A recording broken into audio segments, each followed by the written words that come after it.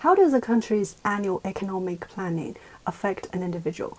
As a Chinese citizen, one of the things to pay attention to by the end of the year is the Central Economic Conference in Beijing, because it's the moment to set the target for the whole country for the next year. The macro planning doesn't mean nothing to do with individuals' work and life, so I did my routine work. The overall tone is pursuing progress while ensuring stability and improving both quality and effectiveness. And my interpretation is focusing on core tasks rather than injecting capital to all aspects without any clear goals.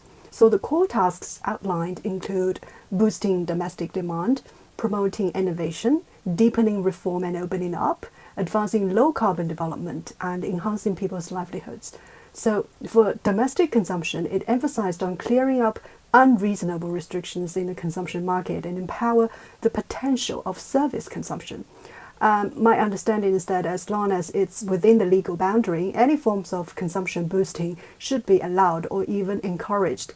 So in 2025, we began to see five-star hotels set up temporary stores for takeaway dishes. And myself also took the chance to buy some of the dishes because as a customer, I don't have to pay the high price of a banquet at a star-rated hotel to enjoy the dishes. And I know this also helped the hotels to ease some of the cost burdens to some extent. I would imagine that more night markets and temporary markets would be opening up in the future, making spending easier and more affordable. The conference also underlined the need to promote innovation-driven growth to enhance the fresh growth drivers for the country's economy.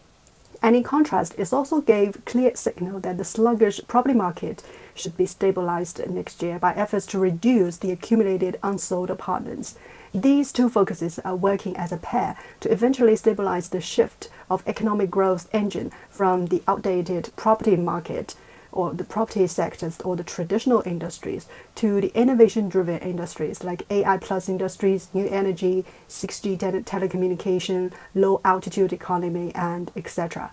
So the transition period would be painful for the country, and almost every individual will also have the similar feeling, but at least we see clearly that the macro environment is going to be like in the coming year, and get prepared.